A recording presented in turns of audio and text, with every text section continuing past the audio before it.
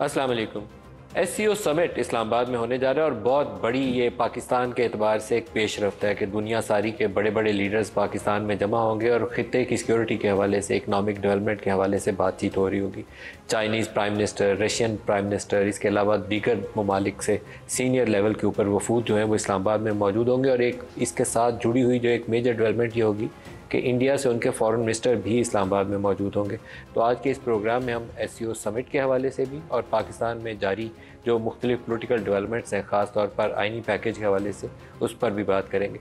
हमारे साथ मेहमान शख्सियत हैं पाकिस्तान के डिप्टी प्राइम मिनिस्टर और फॉरेन मिनिस्टर इसहाक डार साहब। डार साहब, बहुत शुक्रिया आप हमारे साथ शामिल हो रहे हैं। एससीओ समिट से आगाज़ करते हैं जी, क्योंकि वर्ल्ड लीडर्स की एक गैदरिंग इस्लामाबाद में मेरे ख्याल में एक माइलस्टोन है। कैसे देखते हैं इसको?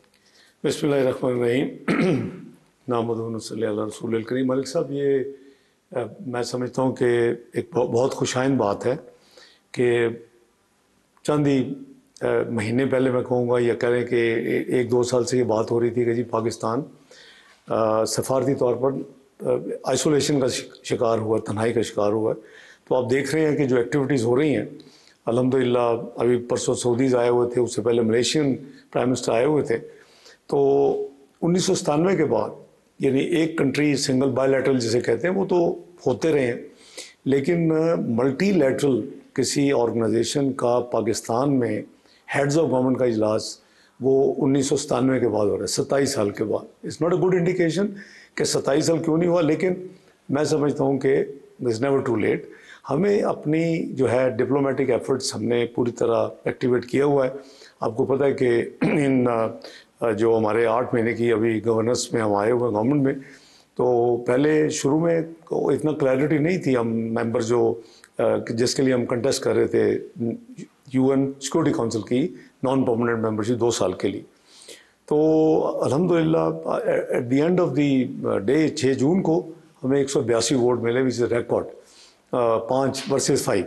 तो आप देखें कि, और मैं जैसे कन्विंस कर रहा हूँ कि फ्रेंकली अबाउट 3-4 हफ्ते पहले, 6 जून से पहले मई के शुरू में हमारे पास कोई 123 कंफर्मेशन थी रिटर्न। जब तक आप return confirmation you not sure, और आपको मिनिमम 129 चाहिए टू विन 2/3। तो अल्हम्दुलिल्लाह इसी तरह आपने देखा कि तो ये पाकिस्तान के लिए बड़ी अपॉर्चुनिटी है। जैसे आपने अपने इंट्रो में बताया कि जितने ममालिक हैं, 10 जो इसके मेंबर हैं इस वक्त, वो 10 के 10 तशरीफ़ ला रहे हैं। और इसमें जो ईरान के वाइस प्रेसिडेंट होंगे और इसमें इंडिया के वज़ीर ख़ारजा, बाकी सब के हेड्स ऑफ गवर्नमेंट आ रहे हैं। तो रशियन प्राइम मिनिस्टर भी होंगे, डिप्टी प्राइम मिनिस्टर रिसेंटली आपको पता है मेरी इन्विटेशन पाकिस्तान होके जा चुके हैं, वो भी आएंगे। मेरी उनसे अभी अशकाबाद में कल मुलाकात भी हुई है। अशकाबाद में आप पुतिन से भी मिल रहे थे? जी, हम चूँकि ये जो इन्विटेशन थी अशकाबाद वाली, या वहाँ से दूर आए हुए थे, मोस्टली सेंट्रल एशियन स्टेट्स के, और तुर्की से उनके सदर ने आना था, लेकिन उनकी कोई अनअवॉइडेबल कोई। तो क्या पुतिन को पाकिस्तान के दौरे की दावत भी दी आपने? जी, वो तो हमने आस्ताना में वज़ीर-ए-आज़म शहबाज शरीफ साहब ने ऑफ़र किया हुआ है, उनको इनवाइट किया हुआ है। और कल भी बात हुई तो कह रहे हैं कि मैं अपना प्राइम मिनिस्टर भेज रहा हूँ एससीओ के हेड्स ऑफ गवर्नमेंट समिट में।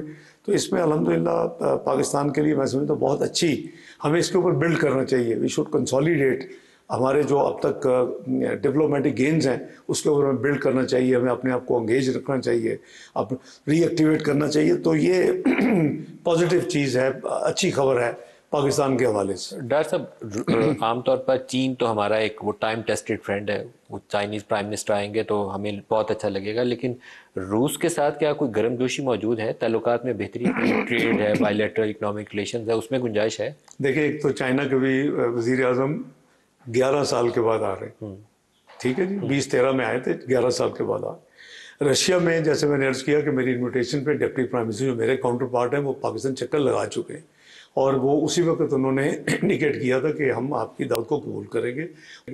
और कल वो अपने सदर के साथ आए हुए थे अशकाबाद में उस इवेंट को अटेंड करने के लिए, जो इंटरनेशनल फोरम उन्होंने किया। तो रशिया का एंगेजमेंट जो है वो भी मेरे नज़दीक बड़ा पॉजिटिव है कि हम जो कहते हैं कि हमारी ओपन और न्यूट्रल फॉरेन पॉलिसी है। एक तरफ आप चाइना के सदर के साथ और उस मुल्क के साथ आपके ताल्लुक आते हैं, रशिया के साथ है, हम उसी तरह यूएस और वेस्ट यूके इन मुल्कों के साथ भी रखना चाहते हैं अपने जो हमारी एंगेजमेंट है डिप्लोमेटिक। तो इंशाल्लाह मैं समझता हूँ कि फॉरेन पॉलिसी अलग से कामयाब मियां शहबाज शरीफ साहब की क़यादत में 8 महीने में ठीक जा रही है। जयशंकर का विजिट जो है वो भी एक सिग्निफिकेंट डेवलपमेंट है, क्योंकि आपकी एक तवील अरसे से ऐसी रिलेशनशिप चल रही है कि हम एक दूसरे के साथ ना बात कर रहे हैं, स्ट्रक्चर्ड डायलॉग था किसी ज़माने में, वो ख़त्म हो चुका है, तबाह हो चुका है। 370 और 335A के वाक़यात जो हैं उसने पूरी सूरत हाल बदल दी है। तो क्या जयशंकर के विजिट में कोई बायलैटरल भी इनिशिएटिव होगा या ये सिर्फ मल्टीलैटरल इवेंट ही रहेगा? देखें, ये बेसिकली मल्टीलैटरल इवेंट है। कुछ बायलैटरल हो रहे हैं। चीनी वज़ीर आज़म एक दिन पहले आ रहे हैं, वो हमारा बायलैटरल विजिट का डे होगा उनका। और एससीओ बेसिकली जो कि मल्टीलैटरल फोरम है, इसमें तो कई कंट्रीज़ ने बायलैटरल मांगे, कॉल ऑन प्राइम मिनिस्टर, करीबन सारे ही हैं। रशियन के साथ भी मोस्ट लाइकली हमारा बायलैटरल भी होगा, डायलॉग भी होगा रशियन प्राइम मिनिस्टर के साथ। लेकिन चीनी का पहले हो जाएगा 14 को। बाकी जो 4-5 हेड्स ने मांगे उनको हमने कंफर्मेशन दे दिया फॉरेन ऑफिस ने। इंडिया ने बायलैटरली मांगा, तो ना ही हमने कोई ख्वाहिश का कोई इजहार किया है। देखिए, एससीओ के जितने मेंबर्स हैं आपने उनको बुलाना ही है, और वो एक कर्टसी भी है और एक मैंडेटरी भी है कि जितने मेंबर्स हैं आपके उनको आपने बुलाना है। हमने उनको इनवाइट किया था और उन्होंने उसकी कंफर्मेशन चंद रोज़ पहले भिजवा दी थी कि हमारा फॉरेन मिनिस्टर आएगा। लेकिन मैं समझता हूँ कि ये मैं क्लैरिफाई कर दूँ, क्योंकि मैंने कुछ मीडिया के आज ही कोई न्यूज़ देखी है कि जी अफ़गानिस्तान नहीं आ रहा और हमने शायद इनवाइट नहीं किया। अफ़गानिस्तान जो है वो उनका स्टेटस था 2021 से उनकी कोई पार्टिसिपेशन नहीं फॉर द लास्ट 3 ईयर्स। तो दिस इज़ द रीज़न कि हम under the rules we were not suppose to invite Afghanistan को, इसलिए उनकी इनविटेशन नहीं दी और ना ही वो आएंगे। लेकिन जयशंकर के ऊपर मैं और चाहता हूँ थोड़ा सा एलेबोरेट करें।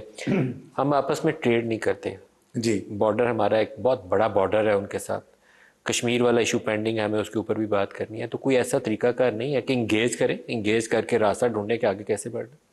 ताली तो दोनों हाथ से बजती है मलिक साहब।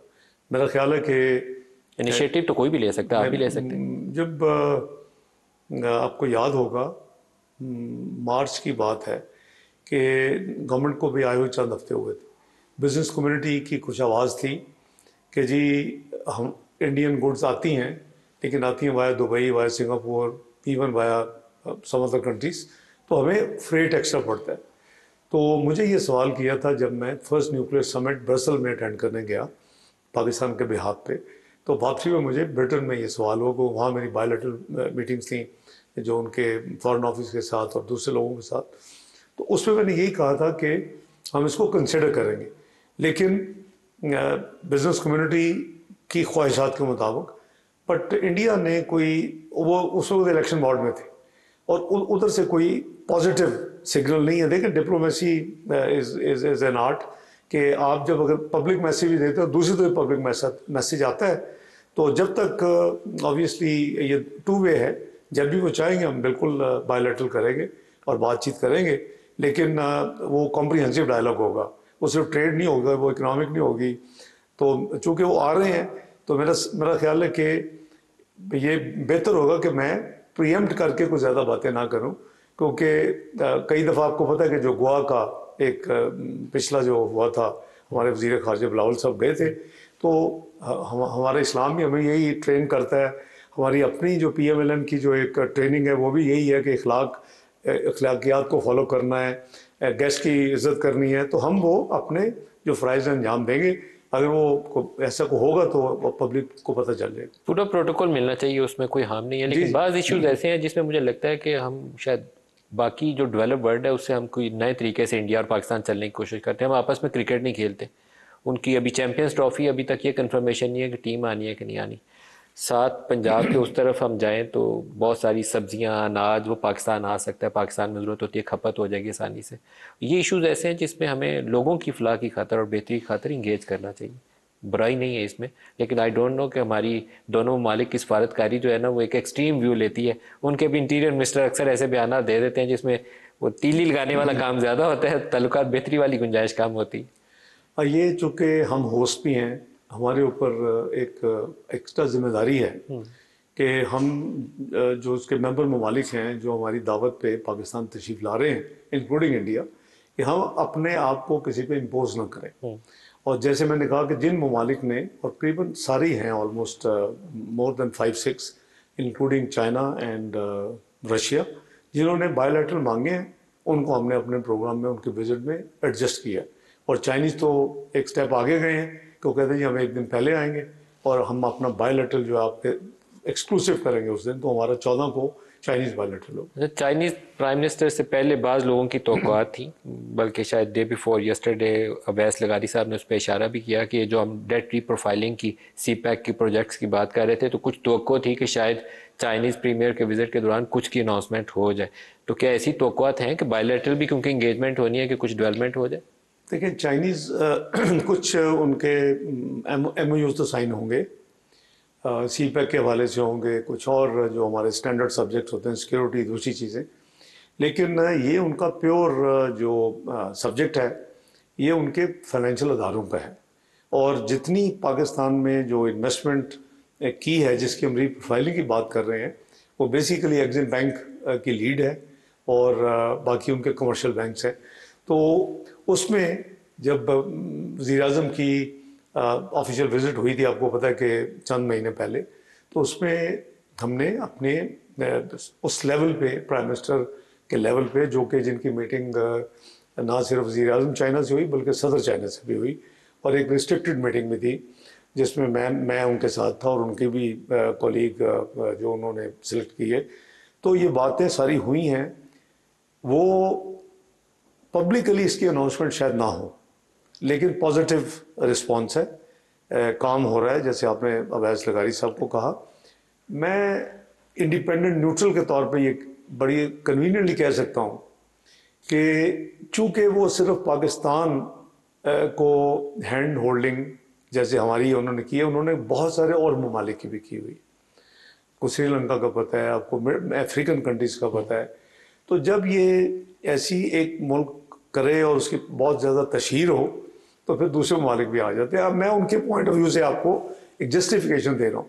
तो डिप्लोमेटिक अंडरस्टैंडिंग यही है कि हम इस सब्जेक्ट पे कोई अपने कम्युनिके में या अपने इस तरह बात नहीं, लो प्रोफाइल पेशरफ्त होगी, लेकिन प्रोफेशनल वे वो चल रहा है। इंशाल्लाह मैं बड़ा होपफुल हूँ कि इंशाल्लाह ये होगा। CPEC का कोई नया इनिशिएटिव है जिसकी तवक्को रखी है? ये CPEC का बिल्कुल नया इनिशिएटिव है। Number 1 Karachi to Hyderabad ML1 की शुरुआत है, हमारी upgradation of railway. Prime minister साहब की ख्वाहिश है कि हम मुल्तान तक ज़रूर जाएं पहले फेज़ में, तो वो हम अपना स्टैंड अलोन देखेंगे मल्टीलैटरल से। अगर उनकी कोई यानी स्पेस लिमिटेशंस हुई पाकिस्तान के लिए, लेकिन हैदराबाद कराची तो इंशाल्लाह ML1 हो जाएगा। इसी तरह कराकोरम हाईवे की अपग्रेडेशन और उसके जो रीअलाइनमेंट एट्सेट्रा, उस पर भी पॉजिटिव है। तो मामला आगे चल रहे हैं और इंशाल्लाह CPEC 2 के नाम पे इसी तरह हम कोई शायद स्पेशल इकोनॉमिक जोन के हवाले से हमारी बात कुछ इनिशियल हो चुकी है। तो ये सारी चीज़ें उस डायलॉग का हिस्सा होंगी। सर, इस खित्ते की अगर सिक्योरिटी सिचुएशन देखें, फ़लस्तीन के बाद, लबनान के बाद, ये अभी एक अंदेशा मौजूद है ईरानियन साइड के ऊपर, तो क्या ये जो आपका SCO समिट है, ये ओवरऑल इन सिचुएशन को अहाता करते हुए कुछ स्ट्रेटजी वज़ा करेगा? क्योंकि मेंबर कंट्रीज सारे उसके अंदर इन्वॉल्व हैं कि इस खित्ते की सूरत हाल पर कंसर्न भी हैं।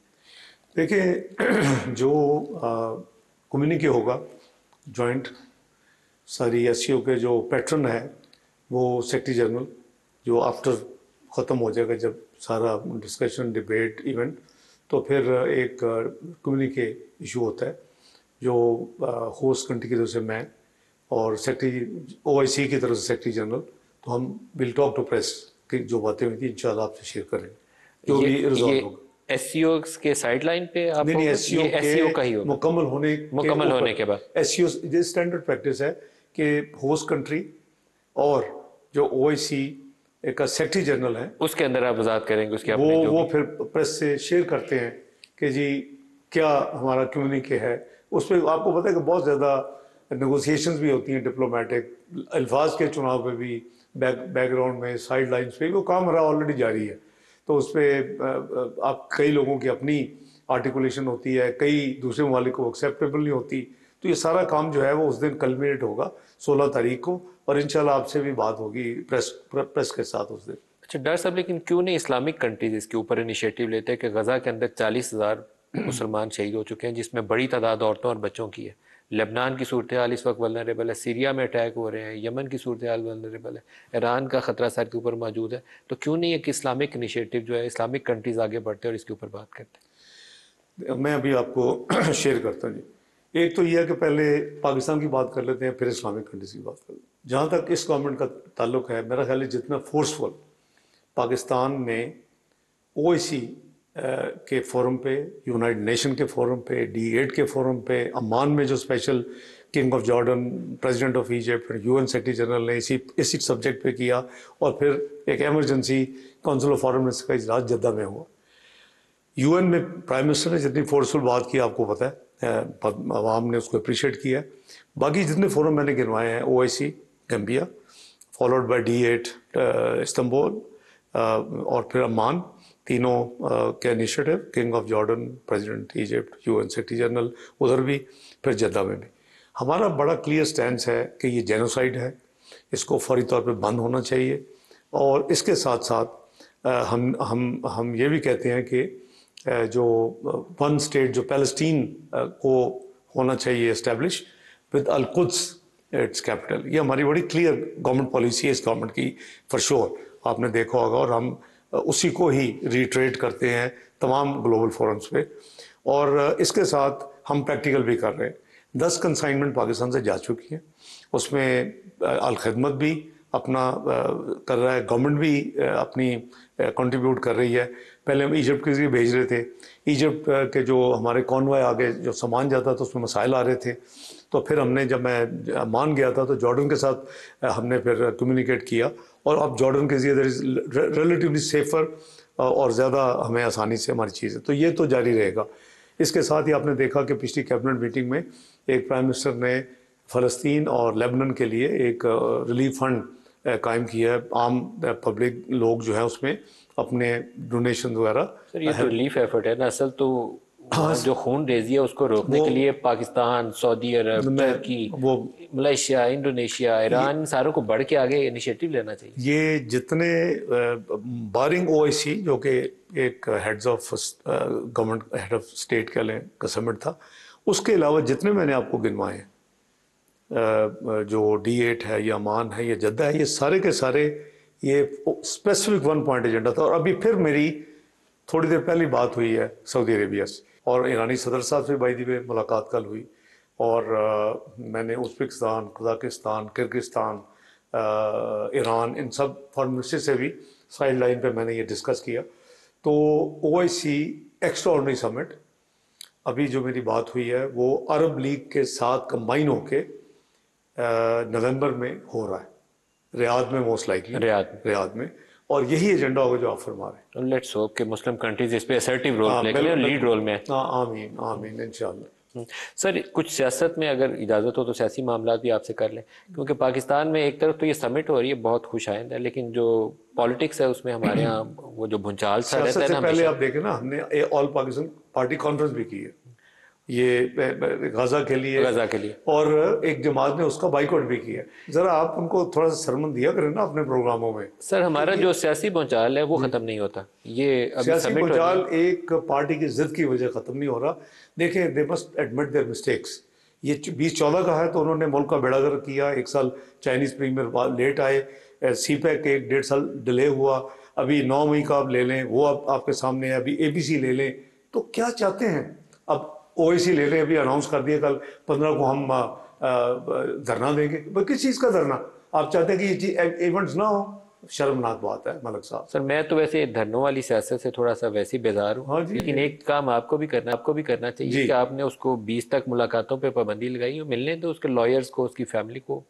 मेरा तो ख्याल में दोनों को इंगेज करना चाहिए। लड़ाई मसलों का हल नहीं होती, लड़ाई तो फसाद की तरफ ले जाती है। देखिए, आपने देखा कि अभी कराची में जो इंसिडेंट हुआ चंद रोज पहले, उसकी फैमिली तो धमाका नहीं करेगी सर, नहीं, मैं वैसे अर्ज कर रहा हूँ, ओवरऑल सिक्योरिटी है ना। उसके बाद आप देखें कि कल बलूचिस्तान में 20 लेबर बेचारे शहीद हो गए, उनको मार दिया गया। तो हमें इस वक्त आपके मेहमान हैं, मैं फिर कह रहा हूँ 27 साल के बाद पाकिस्तान इज लकी कि जी ये इवेंट हो रहा है पाकिस्तान में। सर यहाँ धींगा मुश्ती नहीं होनी चाहिए, लेकिन वहाँ आपको भी यहाँ फ्लेक्सिबिलिटी दिखानी चाहिए। इनको उसको वेलकम करना चाहिए था, बिल्कुल करना चाहिए। वेलकम करना चाहिए था। तो किस चीज़ का खौफ है कि एससीओ पाकिस्तान में होगी तो क्या नुकसान होगा? आप क्या मैसेज देना चाहते हैं? What sort of political party you are? Sir लेकिन आपने मुलाकातों पे पाबंदी फैमिली पे क्यों ये लगाई? ये पार्टी पॉलिटिक्स नहीं, तो इंतशारी पॉलिटिक्स मुझे नजर, मुझे अफसोस हो रहा है। नहीं, इंतशार तो हमें लेके बैठ गया पाकिस्तान को, हमें इससे आगे चलना है, लेकिन आगे चलने के लिए सबको फ्लेक्सिबल होना जी पड़ेगा। जी जी जी फैमिली की रिस्ट्रिक्शन मैं पता करता हूँ कि इज इट सिक्योरिटी रीजन, मतलब उसे अलाउ करें, उसकी फैमिली और लॉयर्स को, और उन्हें बेसिकली समझदारी से एंगेज करना चाहिए। आप मलक से ये भी कह सकते 14 15 16 कुछ छुट्टी आप कर रहे हैं, छुट्टी ना करें, मैं मिसाल दे रहा हूँ ना। अब हम उस सिक्योरिटी के बारे में मस्ट एडमिट कि जी पाकिस्तान में सिक्योरिटी इशू है, और उसमें भी किसी को ब्लेम जाता है। जब 20 14 15 16 आपके हमारे मेरे प्रोग्राम होते थे, जब हम 100 बिलियन के नज़दीक हर साल खर्च करते थे, इस टेररिज्म का कला कमा हो गया था, ज़रबे अज़ब, फिर रद्दुल फसाद, फिर सिक्योरिटी ऑपरेशन कराची, तो आपने देखा कि मुल्क में अमन आ गया था। दी टेररिस्ट इंसिडेंट्स कंपेयर टू 2013 20 16 17 तक इज अबाउट 5%। तो आपने क्यों फिर आपने जाके ये खोला, और जो लोग यहाँ से हज़ारों में गए होते उनको वापस आने दिया?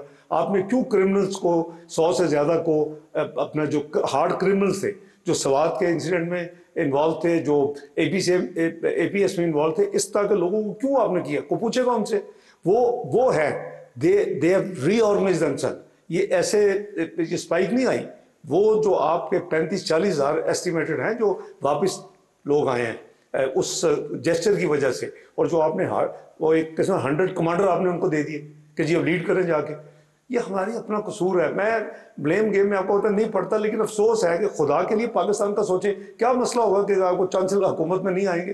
भाई ये एक साइकिल है, आना जाना है, जो अल्लाह को मंजूर है जिसको ना। तो मुल्क के लिए अगर मुआशी इशारिये बेहतर हो रहे हैं आपकी महंगाई में, कुड भी कंसीव कि आज से 1.5 साल पहले के 30% की महंगाई 7% पे आ जाएगी? वी कुड भी कंसीव की पॉलिसी, लेकिन हमारा मैनिफेस्टो था, आज भी आप पढ़ लें। डॉक्टर साहब ये गुफ्तगू जारी रहेगी, एक ब्रेक का वक्त हो गया जी, हमारे साथ रहिएगा।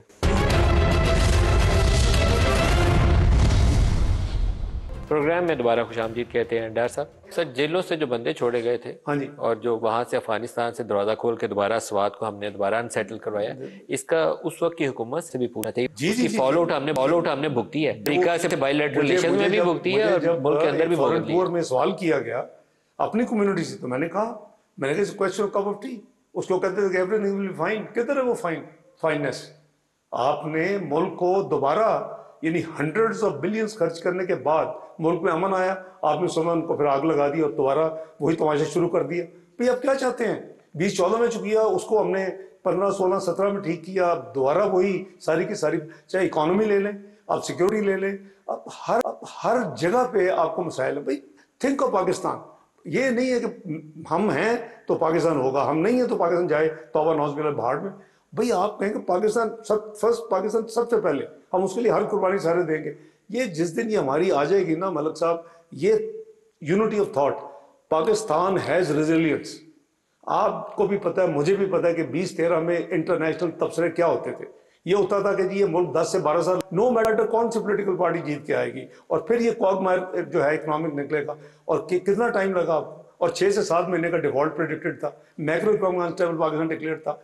इन a matter of 3 years plus you were 24th global economy, you are the best indicators in the region. आपकी 4% सीपीआई से नीचे थी, आपकी फूड 2%। अभी जो सबसे बड़ा तनाजा है जी, वो आपकी आईनी अदालत है, जो मेरे ख्याल में ये सड़कों पे हमने धींगा मुश्ती देखी है। पीटीआई पूरी कोशिश कर रही है कि आप वो ना बनाएं, आप पूरी कोशिश कर रहे हैं हम बनाएंगे। आपकी जमात के बहुत से लोगों की ख्वाहिश है कि काजी फायदी साहब उस अदालत के चीफ जस्टिस लग जाए, आईनी अदालत के। पीटीआई उस चीज से खौफ खाती है। तो ये इशूज ऐसे हैं जिस पे आप कंसेंसस कर सकते हैं, डायलॉग कर सकते हैं। हमारे पर्सनैलिटी स्पेसिफिक नहीं है जी, कोई गोल्स। आप काजी फायदी साहब की नंबर 1 प्रायोरिटी नहीं है? मैं आपका पूरी जवाब दूंगा मलिक साहब, कोई स्पेसिफिक नहीं। मैं वो 2 बंदों में से इनिशियली जिसने 4 डेमोक्रेसी बाद में 4 हुए, रजा रुमानी और मैं, ये आज तो हमने नहीं लिखा, ये 2006 में साइन हुआ ना, आप पढ़ लें उसका आर्टिकल 4। लेकिन 18वीं तरमीम में आपने मुखालफत की, उसकी मुखालफत नहीं की, government did not agree to do it. हम तो ऑपोजिशन में थे ना जी उस वक्त, आपको याद है? गवर्नमेंट तो छोड़ दे दीजिए। इफ्तिखार चौधरी साहब की करामात आपके साथ थी, तो आप लोगों का इंटरेस्ट भी नहीं था?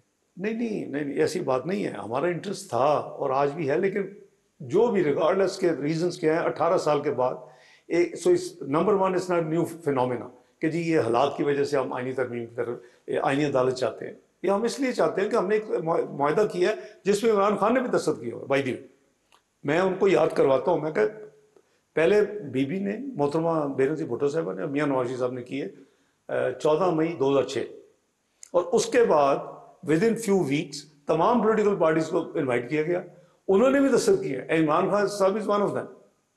तो बात यह है कि अगर सर आप 68 इयर्स रिटायरमेंट एज करके अपनी दिली ख्वाहिश ये रखें, देखिए तो अगर फिर दूसरी जमात के कंसर्न जायज है। मलक साहब ये जो हैं चीजें जो आप फरमा रहे हैं ये अभी बिल नहीं है, ये प्रपोजल है।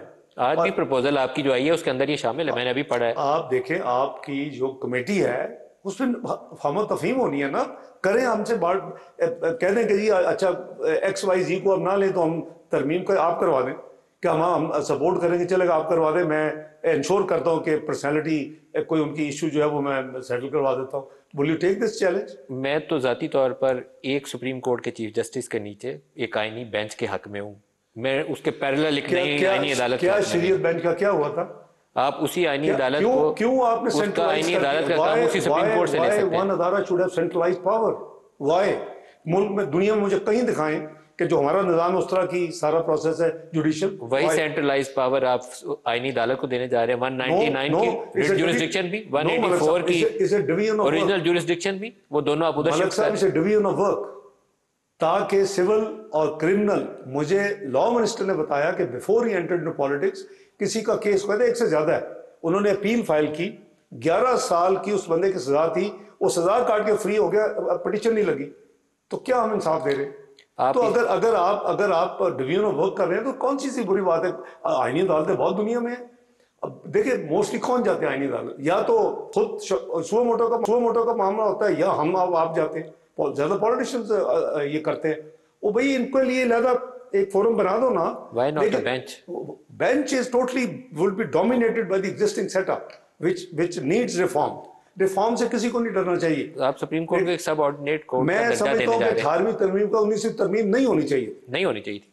19वीं तरमीम आपने दबाव में की इफ्तिखार चौधरी के नहीं, वो आपकी जजमेंट आई ना जी, जजमेंट आई, उसके नतीजे में की ना। एक चीज मैंने उस वक्त डिसएग्री किया और मैंने नहीं होने दी ऑन बिहाफ ऑफ PMLN, वो ये था कि अगर आप कमेटी जो है विच इज इनफेक्चुअस कमेटी मेरे नजदीक पार्लिमानी, उसका तो आप दुनिया में जैसे उसका काम होता है वो है ही नहीं।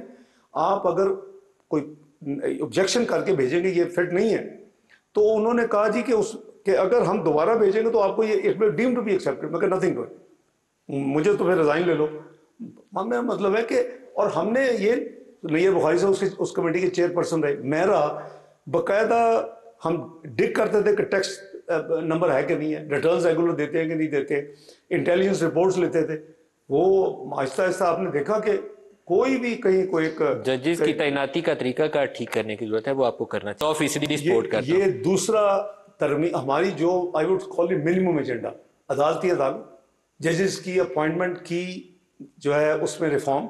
और रिफॉर्म को ऐसी बात नहीं है कि खुदा न खास्ता कोई बहुत ही कोई अजीब किस्म की रेवोल्यूशनरी है, उसमें ये कमेटी के मेंबर्स को मर्ज किया जा रहा है, सारी कमेटी नहीं। कमेटी तो 8 बंदों की है, मेरे नजदीक कमेटी को बंद कर देना चाहिए। उसका जब रोल ही नहीं है, it is become post office. तो वाई हैव ये जो सोच थी ओरिजिनल 18वीं तरमीम बिफोर 19th तरमीम, उसको अगर रीड करने कमेटी तो कमेटी बहुत। आप 18वीं तरमीम ये जो आईनी अदालत है इसमें सुप्रीम कोर्ट वाली सारी पावर्स जो है वो आईनी अदालत को देकर सुप्रीम कोर्ट को तो आप बिल्कुल एक सब ऑर्डिनेट कोर्ट बना रहे हैं। नो बिल्कुल नहीं, बिल्कुल नहीं। डिवीजन ऑफ वर्क आप 184 निकाल दें, सिविल 199 की पिटीशन भी उधर से निकाल दें, रिट जुरिसडिक्शन, तो वो क्या आईनी नहीं है? दोनों मामला आप आईनी अदालत में ले जाएंगे। तो आईनी अदालत में जाने चाहिए तो ना। नीचे तो सुप्रीम कोर्ट क्या करेगी? क्रिमिनल केस देखेगी। वहां से को फोन करता सोचेगा मैं करूँ क्या ना करूँ, आओ मेरे पास पिटीशन लाओ, मैं आपका फैसला करता हूँ। ये नहीं हुआ पाकिस्तान में, आप बताएं मुझे। तो वो अभी क्या गारंटी है? मुझे बताएं ना क्या अभी क्या गारंटी है? क्या हुआ? अब तो पब्लिक है, सारी दुनिया को पता है। फोन किया गया, हाँ भाई मिस्टर इमरान खान ने लेके आओ पिटीशन। किसी तमाशा लगाया इस मुल्क में, किसी की एक चीज साबित नहीं हुई कि वो सच्ची थी। सारा मनूवर किया गया, पूरी अदालत को होस्टेज बनाया गया। वो बंदे जो मैं समझता हूँ कि शायद ब्लैकमेल हो गए, जिन्होंने ऐसे काम किए जो कि नॉर्मली एनी कॉमन सेंस वाला बंदा, क्या मैं 20 साल की टैक्स रिटर्न मैंने नहीं दी? आप जो समझ सकते हैं पिछले मेरे जो एक सेकंड, मेरे ऊपर क्या था? क्योंकि मैं क्या कहता था, फिजिकल डिसिप्लिन विद डेमोक्रेसी। आपका जो 6 साल का तबाही, 6 साल पहले मेरी बात मानी होती है, तबाही ना होती, आप कशकोल लेके एक मुल्क में ना जाते। I can't go beyond interest में इस प्रोग्राम में। तो बात यह है कि कोई अखले कुल नहीं है, सबको मिलकर कर रहा है पाकिस्तान को आगे लेके। लेकिन ये पाकिस्तान में प्रॉब्लम है, पिछले 5 चीफ जस्टिस, पांचों इफ्तिखार चौधरी ले लें, साकिब निसार ले लें, इवन खोसा साहब को ले लें, मदियाल को ले लें, मलक साहब कितना, सब ने अपना अपना रोल कितना घटिया और भोंडा को अच्छा लगाते हैं इल्जाम कि जी 20 साल टैक्स रिटर्न नहीं दी। मैंने जिंदगी में अपनी टैक्स रिटर्न पिछले 40 साल में 20 मिनट डिले नहीं की। और जब इन्होंने इंटरपोल, पीछे कौन था उसके? इमरान खान साहब आए, बड़ा शौक हुआ कि वो मैं लिखूं इंटरपोल को, मैंने वो रिटर्न की कॉपी भेज दी, आज तक मेरे पास है। उन्होंने कहा जी आपके पास कुछ नहीं है, अभी अब रिफ्यूज गवर्नमेंट ऑफ पाकिस्तान। ये प्रॉब्लम है जो उन्हें भी समझनी चाहिए और हमें सबको, आपको भी समझनी चाहिए। हमने माजी में ही रहना है या हमने पाकिस्तान को आगे निकलने के लिए माजी की गलतियों से सीखना जरूरी होता है सर। बिल्कुल सही है मलक साहब। देखे, पाकिस्तान अल्लाह ताला ने एटमी कुव्वत बनाया है, पाकिस्तान को अल्लाह ताला ने मिसाइल की टेक्नोलॉजी पाकिस्तान के पास है। The only thing you lack is the मुआशी कुव्वत आप नहीं बन सके। और जब भी आप बनते हैं आपकी टांगें खींच ली जाती है। Now they don't have do anything. आगे तो वो कुछ खुद करते थे, अब आपके अंदर मुल्क में आपको मिल जाते हैं, आपके स्टूज मिल जाते हैं जो मुल्क को। कहाँ वाई 24वीं मीशत 47वीं में गई? कौन जिम्मेदार है? क्या कौम पूछेगी? क्या कौम उसको हिसाब लेगी? क्या कौम पूछेगी कि क्यों आने दिया 35-40 हज़ार लोगों को वापस आपने, और 100 हार्डन क्रिमिनल? ये सारा भुगत रही है 25 करोड़ को अवाम। हर एक की जिंदगी जो है सिक्योरिटी, इसी वजह से ये 14, 15, 16 की लोकल छुट्टी। हमारा सिस्टम इतना स्ट्रांग नहीं है, लेकिन अंदर सब इदारों को देखना चाहिए। मैं समझता ट्रूथ एंड रिकंसिलिएशन कमीशन बनना चाहिए। शायद मैं भी बहुत चीजें वहां डेवलप करूं, बनाए नहीं। बस देखिए, अभी तो economy should be the priority Malik साहब। मुल्क को तो निकाल लेना क्वाक मार से, अब उन चक्रों में पड़ जाए फिर मुल्क उधर का उधर ही रह जाए। डॉक्टर साहब, ये गुफ्तगू जारी रहेगी, एक ब्रेक का वक्त हो गया जी, हमारे साथ रहिएगा। प्रोग्राम में दोबारा खुशामदीद कहते हैं। डॉक्टर साहब, सर आईनी पैकेज पे फिर दोबारा आपसे पूछ लूँ, आपके पास 211-12 का नंबर है, 224 वोट नहीं है आपके पास, क्या इसकी लेजिटिमेसी होगी ऐसी आईनी तरमीम की? अगर कॉन्शियस के जरिए अपने ज़मीर को करते हुए वोट देना चाहें और समझते हैं कि ये गलत चीज़ है, होनी चाहिए, तो बिल्कुल कोई बुराई नहीं है। और वो अपनी कीमत भी उनको अदा करनी पड़ेगी 63A में। आपने अभी खुद कहा है कि जजेस की अपॉइंटमेंट में रिफॉर्म चाहिए। आप इसके लिए एंगेज करें पार्टी इसमें तो किया हुआ, इसमें कंसेंसस इवॉल्व किया हुआ। जब हम ये बात करते तो कहते अच्छा जी अगले साल करांगे, अच्छा जी फलां डेट तो अभी छोड़ दें जी, अभी 2-4 महीने छोड़ दें, अच्छा जी कम से कम 25 को तो गुजार दें। भाई क्या हो गया 25 गुजार दें? 25 में क्या इमरजेंसी? हमें कोई इमरजेंसी नहीं है। मैं आज भी कमेटी तो गुजर जाने दें 25 को, गुजर रही है ना। Why are you in such a hurry? 25 गुजर गई तो क्या हो जाएगा? क्या मैं बताता हूँ, चौका मार रहा है फ्रॉम 22 to 28 अपना जो है इसका financial investment initiative Saudi Arabia का 28 to 31। आपका कतर का अपना पाकिस्तानी चीफ गेस्ट एग्जीबिशन है, पाकिस्तान कैलेंडर है भाई। हम वो फारिग लोग तो नहीं है पिछली हुकूमत की तरह कि वो काम ही नहीं है। माँ सिर्फ बुलाएं फोन पे, आए जी FIA आ जाओ, अभी नैब आ जाओ, अच्छा फलां का ये कर दो, एक्स का ये कर दो। लेकिन आप 26 को नए चीफ जस्टिस सुप्रीम कोर्ट के ओथ टेकिंग से पहले ये काम क्यों करना चाहते हैं? अगर हो तो कौन सी बुराई है? अगर ना हो तो क्या मसाइल? कोई मसाइल नहीं, हो जाए तो अच्छी बात है, ना हो तो फिर भी ठीक है। अगर मंसूर अली शाह चीफ जस्टिस 26 को बन जाएंगे तो फिर भी कोई मसाइल नहीं, कोई मसाइल नहीं है, तो बन जाने दें। तो शायद बन ही जाए। इस वक्त तो नहीं, आप लोगों ने नोटिफिकेशन नहीं किया उनका, आपने नोटिफिकेशन होल्ड बैक किया हुआ है। मिस रीड कर रहे हैं मलिक साहब, आप मिस रीड कर रहे हैं। ये नोटिफिकेशन जब पता है कि एक सब्जेक्ट अंडर डिस्कशन है और जब वो अपनी फाइनल अपनी शेप ले लेगी और तरमीम पास हो जाएगी, उसकी रोशनी में हम अभी इलेक्ट। सर एक चले ये अल्लाह बेहतरी करे, लेकिन कंसेंसस वाला, मुफाहमत वाला रास्ता, बीबी ने वो किताब लिखी थी ना रिकंसिलिएशन, वो रिकंसिलिएशन वाला रास्ता बेहतर रास्ता है। मेरी तो ये तजवीज़ है, मैं उसको डेमोन्स्ट्रेट करता हूं सारी जिंदगी। 35 साल फंडामेंटल राइट्स को छेड़े बगैर, 35 साल छेड़े बगैर अपनी पार्लिमानी तारीख आपने 18वीं तरमीम में you played a very good role. वो रोल दोबारा अदा करें। चार्टर ऑफ डेमोक्रेसी 2014 का आपने 10 महीने लगाए थे, मैंने आपके बहुत इंटरव्यूज किए थे आपके रज़ारबानी के। 2014 का धरना ही मैंने अल्लाह के फजल से मेरी आपने और जहांगीर तरीन ने बाद में जाके आपने उसको एंगेज किया और रास्ता निकाला। दैट शोज, बट मुझे जो आज दुख है ना, अभी आप रात 12 बजे तरमीम कर रहे थे, 18वीं तरमीम में आपने 10 महीने लगाए थे। मैं अगर वो पूरी आइन को रिव्यू था, ये 3-4 क्लॉजेज है यार, ये तो नहीं है ना कि जितना काम आपने पूरे आइन को रिव्यू करने में, ये मोस्ट इंपॉर्टेंट, वो डी शेप हो चुका पूरी नई आला अदलिया नहीं खड़ी करने जा रहे। नहीं, कोई नहीं, आप बार बार वो कह रहे हैं, मैं उससे डिफर कर रहा हूँ।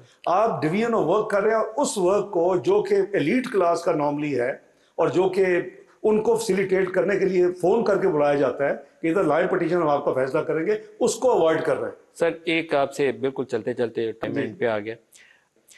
ओआईसी की समिट में आपने रियाद में जाना है और हमने उससे पहले देखा था कि अमरीकियों का बहुत दबाव था इसराइल की कबूलियत के लिए अरब मुल्कों के ऊपर। आने वाले दिन लाएंगे पर पता नहीं पाकिस्तान पे कितना दबाव इस वक्त मौजूद है इसराइल को कबूल नहीं, करने हमारे का? ऊपर कोई दबाव ना है ना हम एक्सेप्ट करेंगे। उनको भी पता है, हमें भी पता है, हमारी कौम का फैसला है। जब तक फ़लस्तीन का मसला हल नहीं होता इसराइल कोई there was nowhere near in our diplomatic book. जब से आप हुकूमत में आए हैं डायरेक्टली और इनडायरेक्टली क्या ऐसी मैसेजिंग हुई आपके साथ इसराइल को कबूल करने के हवाले से? मेरी पर्सनैलिटी को बड़ी अच्छी तरह जानती है कोई दुनिया की शख्सियात, उनसे अक्सर से मैंने इंक्लूडिंग बिग पावर इस वक्त मेरे हम काउंटर पार्ट, वो मेरा वहाँ नाम है क्या difficult negotiator something like this.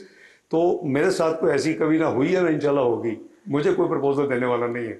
Mohammad इसहाक डार साहब, डिप्टी प्राइम मिनिस्टर और वज़ीर ख़ारजा पाकिस्तान, बहुत शुक्रिया आज के प्रोग्राम में आप हमारे साथ रहे। आज के लिए इतना ही, इजाज़त दीजिए। अल्लाह हाफ़िज़।